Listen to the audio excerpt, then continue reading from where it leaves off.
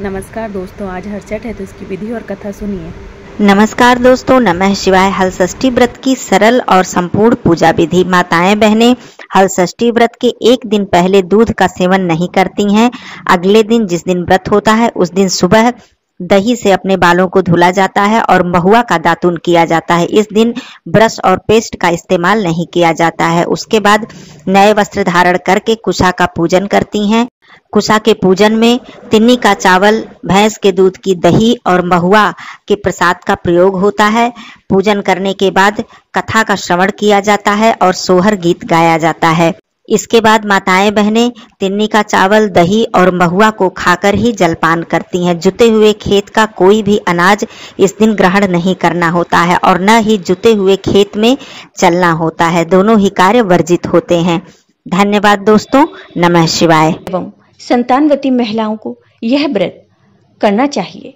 महिलाएं अपनी संतान की लंबी आयु के लिए प्रार्थना करती हैं। इस दिन बलराम जयंती भी मनाई जाती है। हर छठ व्रत बलराम जी की तरह बलशाली पुत्र की प्राप्ति के लिए भी किया जाता है।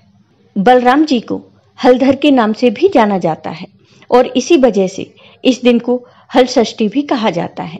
बलराम जयंती होने के चलते इस दिन किसान समुदाय के लोग खेती के पवित्र उपकरण जैसे मूसल और फावड़ा की पूजा करते हैं, जिनका उपयोग भगवान बलराम ने किया था।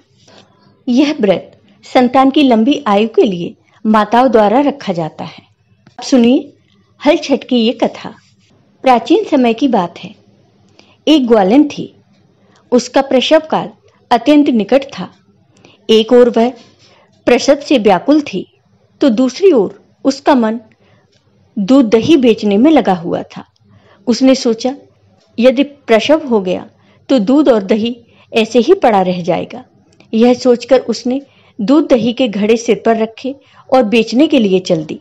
किंतु कुछ दूर पहुंचने पर उसे असहनीय प्रसव पीड़ा हुई। वह एक झरवेरी की ओट में चली गई और वहां एक बच्चे को जन्म दिया। वह बच्चे को वहीं छोड़कर पास के गांव में दूध दही बेचने चली गई। संयोग से उस दिन हल षष्ठी थी। गाय भैंस के मिश्रित दूध को केवल भैंस का दूध बताकर उसने सीधे साधे गांव वालों में बेच दिया। उधर जिस झरबेरी के नीचे उसने बच्चे को छोड़ा था, उसके समीप ही खेत में एक किसान हल जोत रहा था। अचानक उसके बैल भड़क उठे और हल का फल शरीर में घुसने से वह बालक मर गया। इस घटना से किसान बहुत दुखी हुआ, फिर भी उसने हिम्मत और धैर्य से काम लिया। उसने झरबेरी के कांटों से ही बच्चे के चिरे हुए पेट में टांके लगाए और उसे वहीं छोड़कर चला गया। कुछ देर बाद ग्वालिन दूध बेचकर वहां आ गई। बच्चे की ऐसी दशा देखकर उसे समझते देर नहीं लगी कि यह सब उसके पाप की ही सजा है। वह सोचने लगी, यदि मैंने झूठ बोलकर गाय का दूध न बेचा होता और गांव की स्त्रियों का धर्म भ्रष्ट न किया होता तो मेरे बच्चे की यह दशा न होती। अतः मुझे लौटकर सब बातें गांव वालों को बताकर प्रायश्चित करना चाहिए। ऐसा निश्चय कर वह उस गांव में गई जहां उसने दूध दही बेचा था। वह गली गली घूमकर अपनी करतूत और उसके फलस्वरूप मिले दंड का बखान करने लगी। इसके बाद सभी के सामने अपना गुनाह स्वीकार करके वह पैर पकड़कर माफी मांगने लगी। तब स्त्रियों ने स्वधर्म रक्षार्थ और उस पर रहम खाकर उसे क्षमा कर दिया और आशीर्वाद दिया।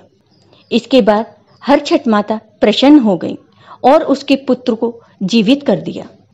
बहुत सी स्त्रियों द्वारा आशीर्वाद लेकर जब वह पुनः झरबेरी के नीचे पहुंची तो यह देखकर आश्चर्यचकित रह गई कि वहां उसका पुत्र जीवित अवस्था में पड़ा है। तभी उसने स्वार्थ के लिए झूठ बोलने को ब्रह्म हत्या के समान समझा और कभी झूठ न बोलने का प्रण किया। इस वजह से ही इस दिन पुत्र की लंबी आयु हेतु हर छठ का व्रत व पूजन होता है। हल छठ की पूजन विधि। हल षष्ठी के दिन प्रातःकाल स्नान आदि से निवृत्त होकर दीवार पर गोबर से हर छठ चित्र बनाया जाता है। इसमें भगवान गणेश, माता लक्ष्मी और भगवान शिव व मां पार्वती, सूर्य, चंद्रमा, गंगा, जमुना आदि के चित्र बनाए जाते हैं। इसके बाद हर छठ के पास कमल के फूल, छूल के पत्ते व हल्दी से रंगा कपड़ा रखें। हल षष्ठी की पूजा में पसाई के चावल, महुआ व दही आदि का प्रसाद चढ़ाया जाता है। इस पूजा में सतनजा यानी कि 7 प्रकार का भुना हुआ अनाज चढ़ाया जाता है। इसमें भुने हुए गेहूं, चना, मटर, मक्का, ज्वार, बाजरा, अरहर आदि शामिल होते हैं। इसके बाद हल षष्ठी माता की कथा सुनने का भी विधान है। जय हो हर छठ माता की। आपको ये वीडियो पसंद आया हो तो कमेंट बॉक्स में कमेंट करके जरूर बताइए।